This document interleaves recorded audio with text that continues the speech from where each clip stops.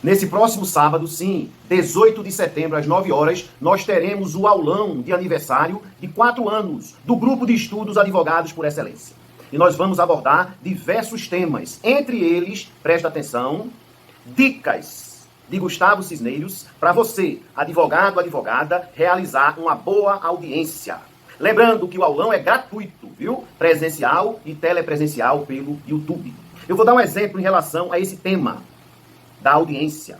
Vocês sabem que no processo civil, no Código de Processo Civil, existe o brilhante despacho saneador.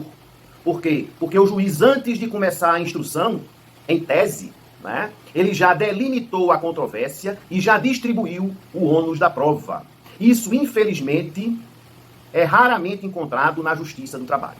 Eu procuro fazer, viu? Mas é raro. Então você, advogado, advogada, deve fazer isso.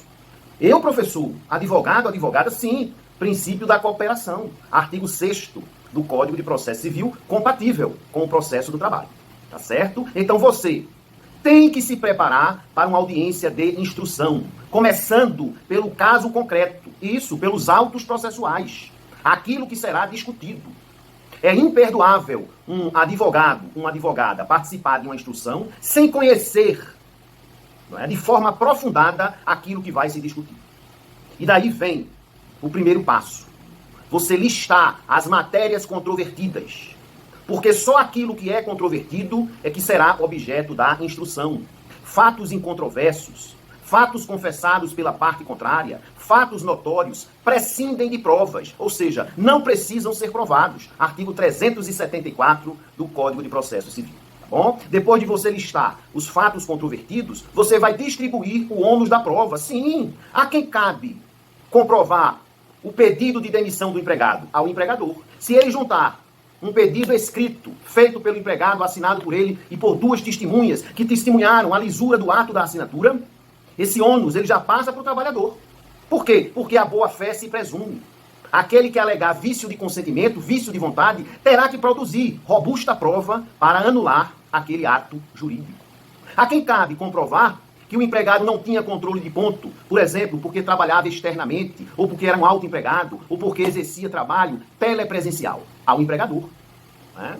Aí fica aquela questão, se o ônus da prova pertence ao empregado, eu começo a colher, né, o depoimento dele. Depois da fase de depoimento pessoal, eu começo a colher a prova testemunhal dele.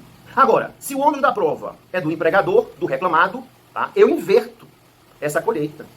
Porque eu vou exigir a comprovação por parte do reclamante se o ônus probandi, o fardo probante, pertence ao reclamado. Parágrafo 2º do artigo 775 da CLT, a possibilidade de inversão da colheita probatória, observando-se a distribuição do ônus da prova.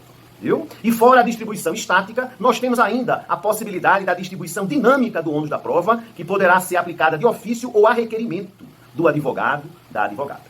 Professor, o senhor quer que eu, advogado, eu, advogada, conduza a audiência? Não, eu quero que você faça os requerimentos pertinentes, não é? Em consonância com o título que eu vou lhe dar. Advogado por excelência. Espero todo mundo, viu? No sábado. Presencial, telepresencial. E não deixa de fazer a pré-inscrição, quem for fazer presencial, aqui na bio ou no meu site, gustavocisneiros.com.br. Combinado? Beijos!